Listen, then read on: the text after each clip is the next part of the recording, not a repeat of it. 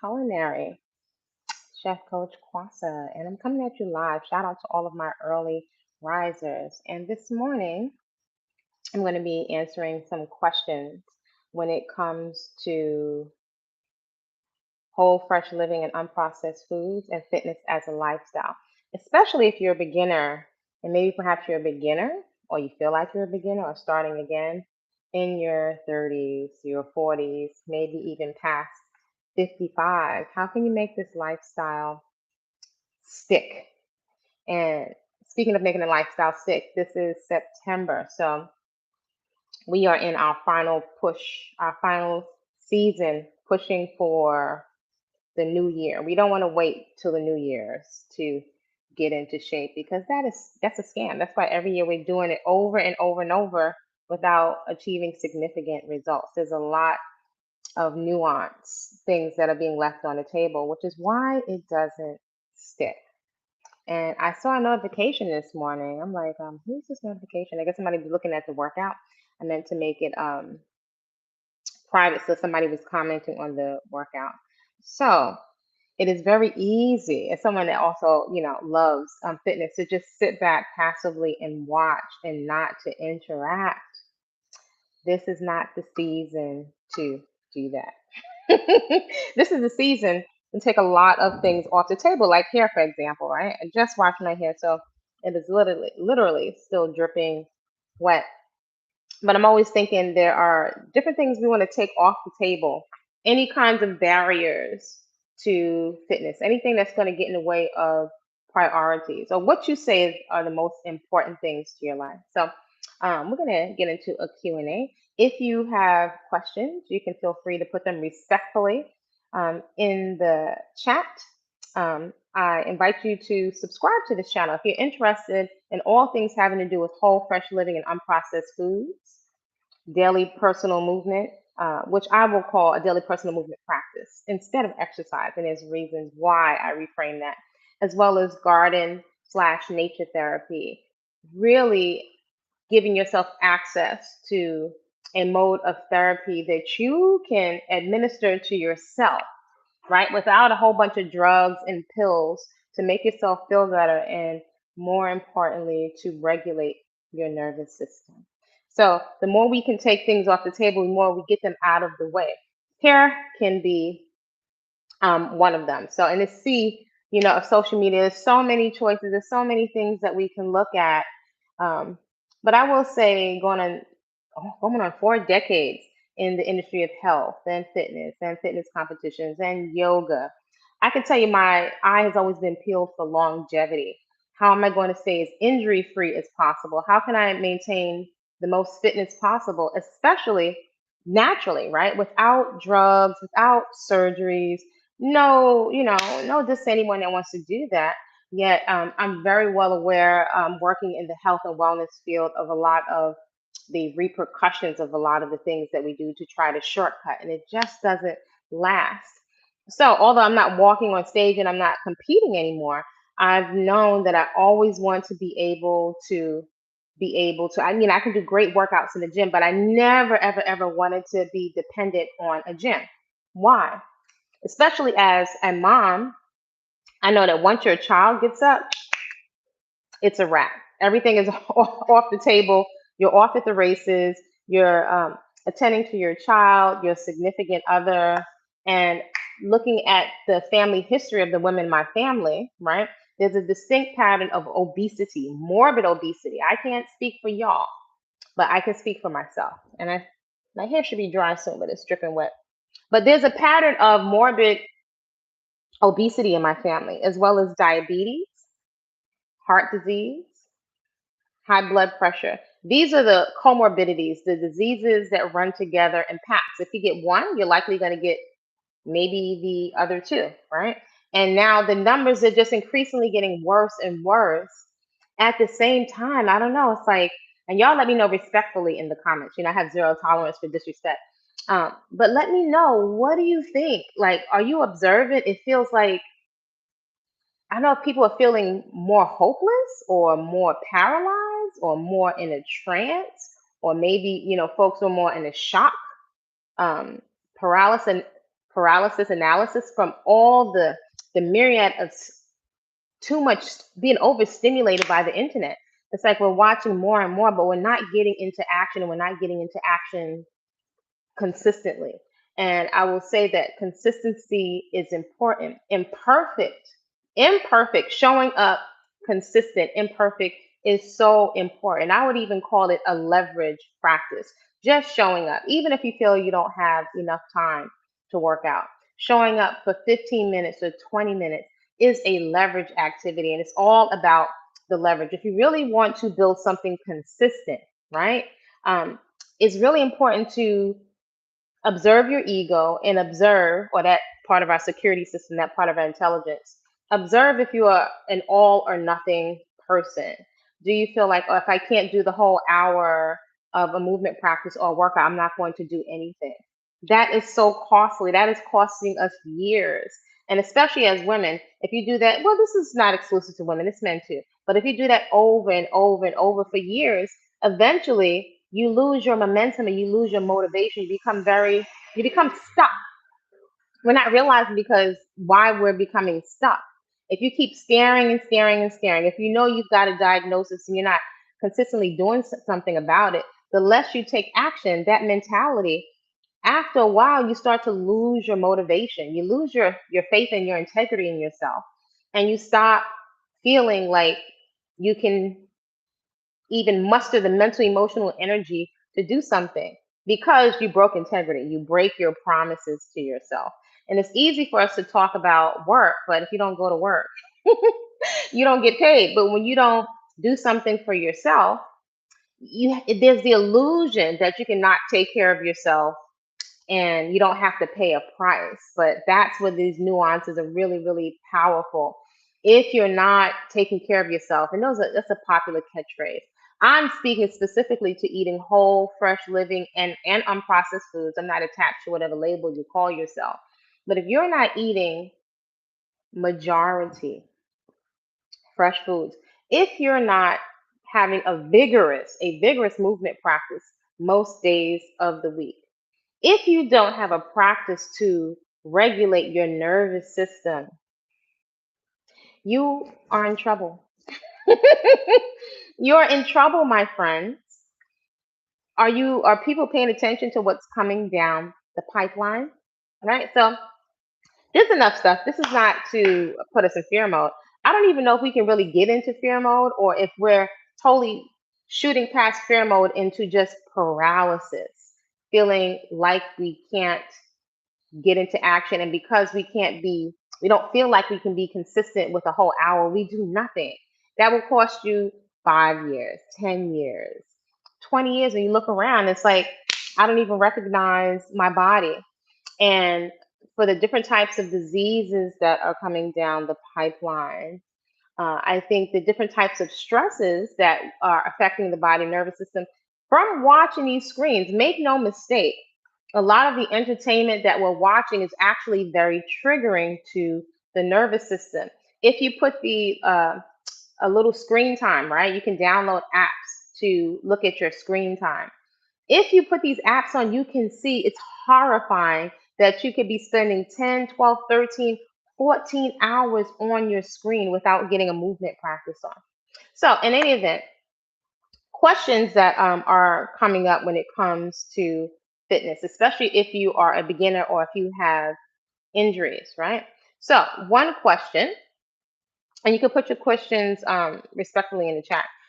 One question is, if I have injuries to my knees and I'm over 45 or over 50, where do I begin when it comes to exercise?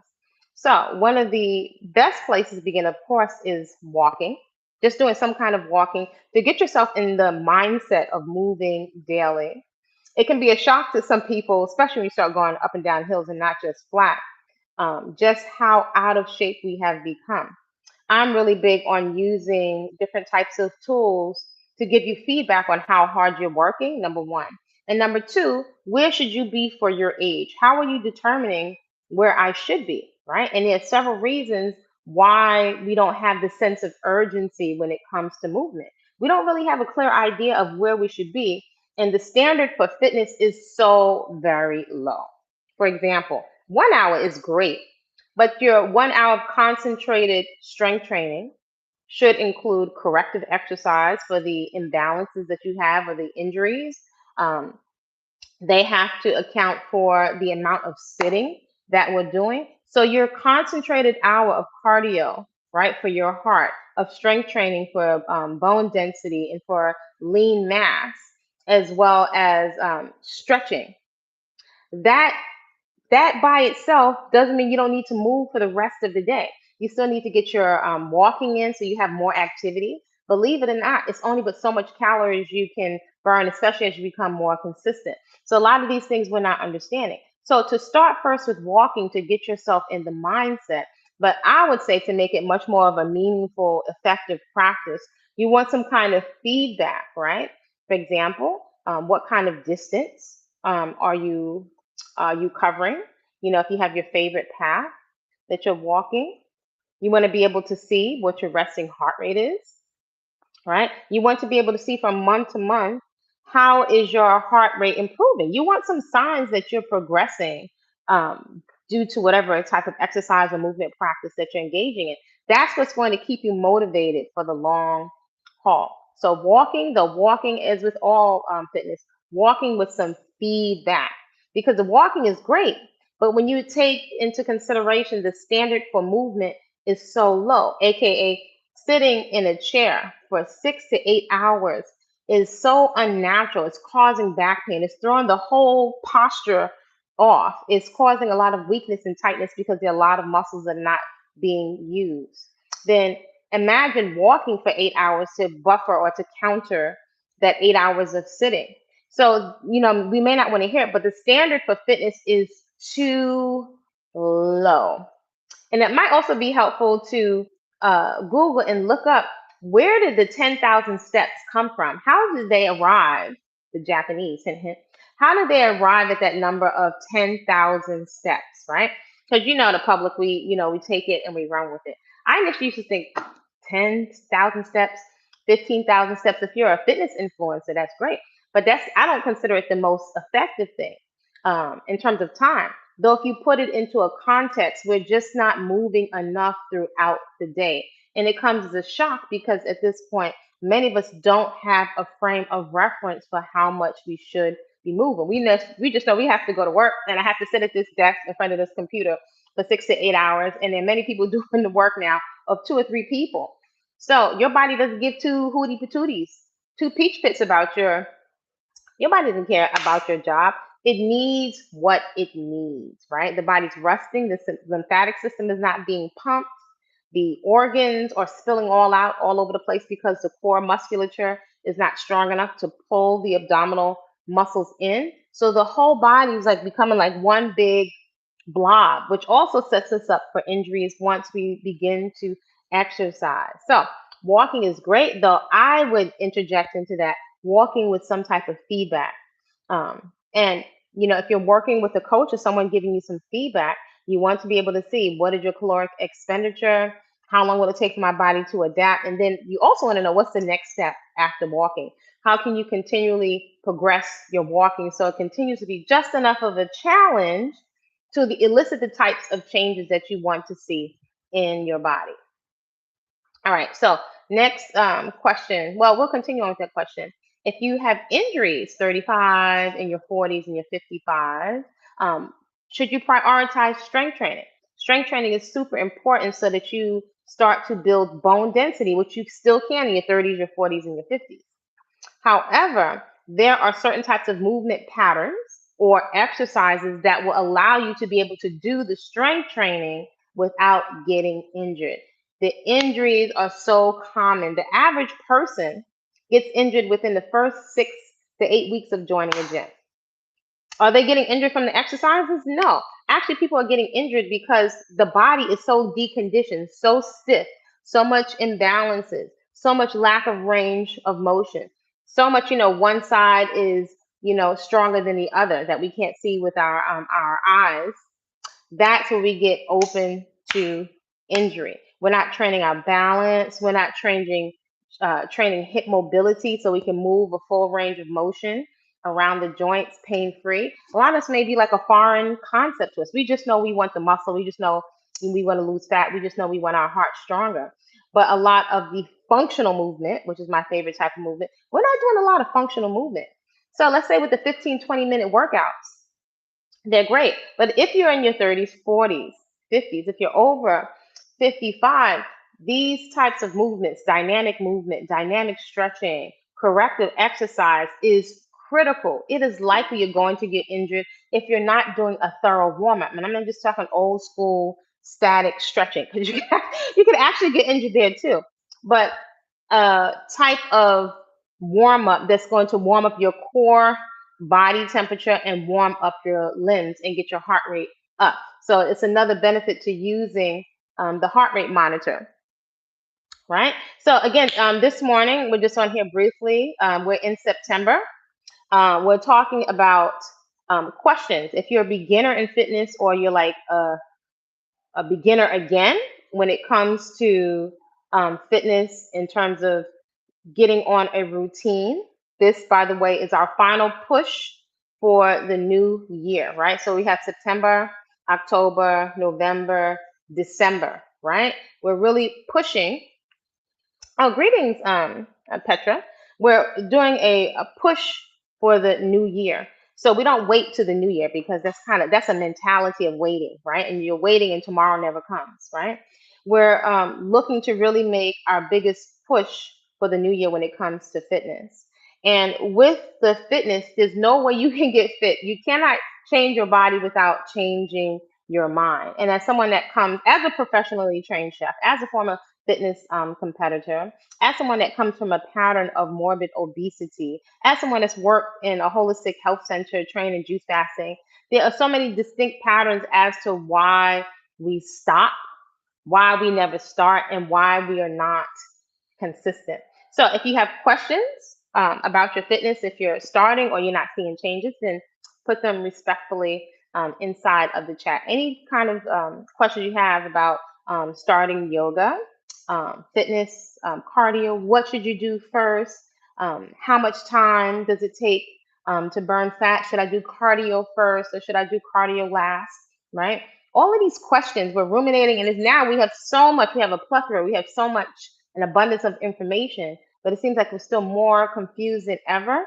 And we're approaching things in a way sometimes it's not safe, or not in a way that we can maintain the consistency. So I'm just waiting for my hair to dry a little bit more. Then I'm gonna get some yoga done.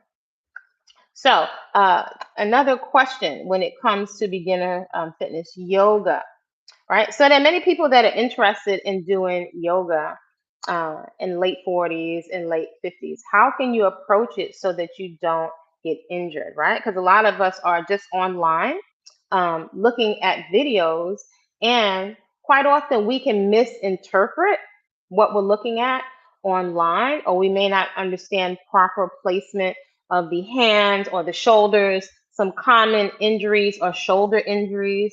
Quite often we're going into chaturangas, because it looks great on screen, but translating the movements that we're watching on screen into our own movement practice, that can get a little tricky, right? Arching our back, not understanding where the pelvis is, what the pelvis is, keeping the shoulders down and retracted away from the ears, really lining up the joints, right? So that your joints are stacked on top of each other. These are important nuances. Often when the instructor is cueing and naming your serratus, your posterior delts, your anterior delts, the average person doesn't even know what these parts are. So it can be really easy to injure yourself in yoga. We want the benefits of the relaxation and the stretching. But I've seen several people I work with have injured themselves inside yoga classes, and then they get turned off, and then they don't go back to yoga anymore, right? So it is good, although it's great to use the videos online. You definitely it would behoove you. I'm a trainer and a coach that uses trainers and coaches myself. Have for years, I always will. Because even though I know a lot, almost 40 years of experience, we all have blind spots that we can't see. And not addressing the blind spots is usually how we get injuries. If we have imbalances, I used to carry my bicycle up several flights with groceries on one side. So that showed its face inside of my yoga practice. So although I've been doing yoga for years, I've hired yoga instructors to come and deconstruct my practice and to help me even take away some of my poses I had worked so hard for, so I can go back and do corrective exercises to make sure I'm not exacerbating an imbalance, or I'm setting myself up for injury. That is one of the benefits of working with coach. It is a great investment. We can eat so much food outside in the street. It makes sense to find a coach that you trust, or someone you have a good rapport and they're knowledgeable, to help you deconstruct your movement practice, your exercise practice, your yoga practice. Especially if you're a beginner, you don't know the names of the asanas, which are the poses, right? The asanas, how are you breathing? Are you holding your breath? Where's your body in space? Is it effective? If I'm doing it at 55, which yes, it is, you just want to make sure that you are not injuring yourself. So you want to get yourself to a class. You may need to take several classes. So you can find an instructor who their communication style works for you, right? You're understanding the body parts, right? They're not speaking over your head, giving you all the anatomy terms. They're telling you in layman's terms, and you understand how to place your body in space, how to cue the breathing so you can actually get the benefits of the yoga without injuring yourself, right? So it makes sense in a nutshell to go to a live class if you can, so you can get some assistance and you can get another set of eyes or some feedback. If you're taking classes online, again, the average person, when I first saw certain types of yoga, the ego wants to do all these fancy poses, yet the style of yoga, or my favorite, because I've done several styles, is such an ego buster. It actually turns some people off, but it actually has been one of my best forms of yoga. It's really given what yoga is supposed to have gave, which is a deep turning inward of your attention to your breath, right? So we come in, I want to do the fancy pose, but no one wants to hear that it takes you years to get into that pose. Some people will give up, or you actually, as you continue to come in and as you really get into the form and the breathing, you stop being greedy so much for the poses. You kind of relax and just go deeper into noticing your own mental thought patterns, how you are responding to stress in your body, and you start to develop a curiosity for what's going on in your mind, which is why I really like, that's one of my favorite. There's several different types of movement practices. Well, they're all my favorite. I kind of consider the different types of movement in yoga, they're like your different fruits and vegetables, your different vitamins, right? And the fruits and vegetables, right? That's how I look at the different forms of movement, because each of them is giving you something different, not just physiologically.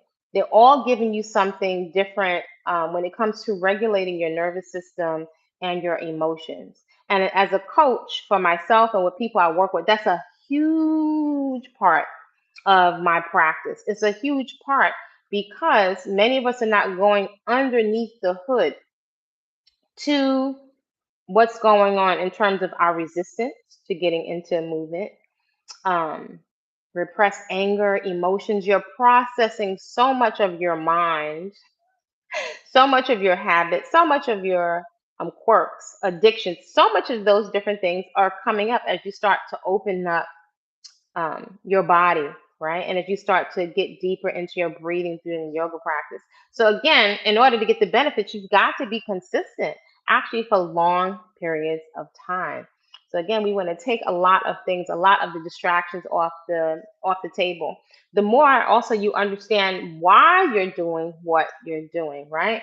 I think really good yoga instructors usually will have times during the month where there's a Q&A to ask questions about the subtleties of yoga, the breath. Some people want to, well, many people really want to go into the yogic scriptures, but also on a practical sense, because I think spirituality is actually very practical. What is going on with your own thoughts and your mind? What is happening with your diaphragm? What is happening with your pelvis as you're going through these different poses? They help to regulate your nervous system.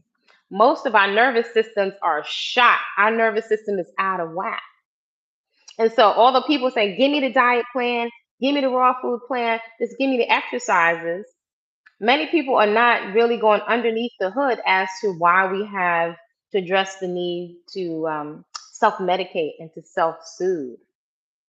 There is such a tendency to self soothe, whether that's with food, whether that's with alcohol, whether that's drugs, whether that's with the different things we have access to on YouTube.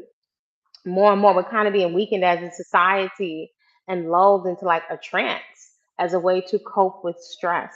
So, your movement and your breath, right? Whether that's yoga, whether that's cardio, whether that's weight training, will cause you to bring up all of these different types of emotions. It's going to bring up these different types of emotions, right?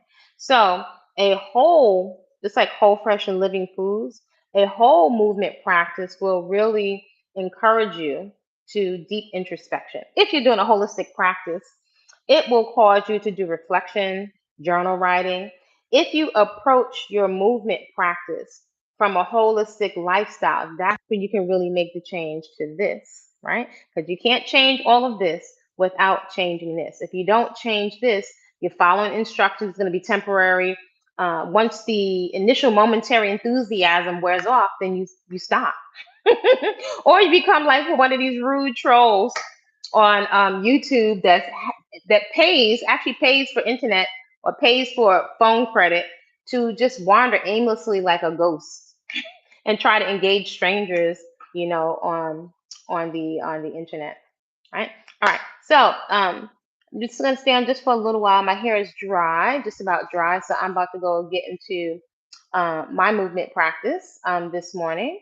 If you have any other questions about um, your resistance to exercise, or how do you work around certain kinds of injuries?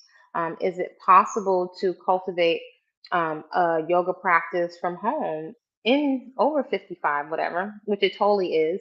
Where's the best place to start? Then feel free to shoot me a message or put a message inside of the chat respectfully. We are again in September. So every month there's a 30-day transformation. And the transformation, there are lots of challenges and transformations. People usually want to jump in, right? Feeling enthusiastic, you want to do something with a group, and that's great. Though I invite you to consider the going underneath the hood. Actually, the focus is becoming devoted to your own life. We're not just mimicking exercises, right, to get in shape. Because usually, if we're honest, it doesn't last. And I can tell you as a coach, it doesn't last because we don't go underneath the hood to investigate. Show up for the exercise. You want to eat healthy. But what is nagging? What is at the root? What are we doing? What's the cause of the fibroids? What's the cause of the unhealthy weight gain? What's the cause of your face breaking out, right? Former junk food junkie that had a face full of acne and scarring. What is at the cause? What are the things that we are dishonest about? There's some stuff underneath the hood that is not usually addressed. So, in our holistic practice, those are things that you start to dig into and to explore with your journal, right? That's your opportunity for self-reflection. And doing that is integral, right? That's your own type of therapy you administer to yourself. That goes right along with the cardio, the strength training, with the flexibility, with the mobility, with the nutrition, with the positive accountability. It's the self-reflection, it's the self-introspection. All of the social media has quite often is drawing your attention outwards, so you're watching passively, but many of us are not being engaged. We're not getting into action, and we're not getting to action consistently, and that has a cost to it.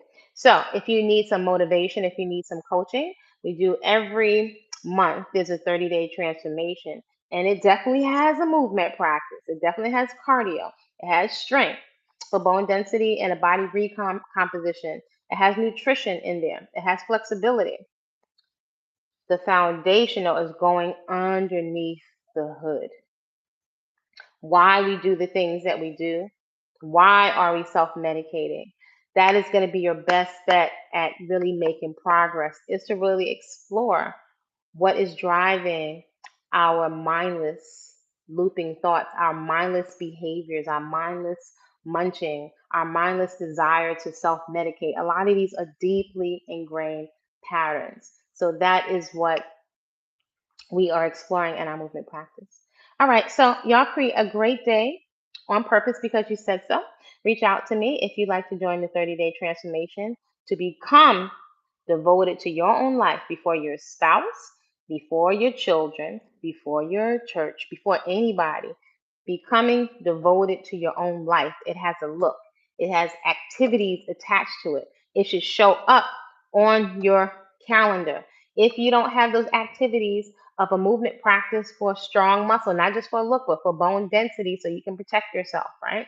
So you can invest and preserve your vitality. If you're not eating food that your cells can recognize, if you don't have a way or different types of activities that regulate your nervous system,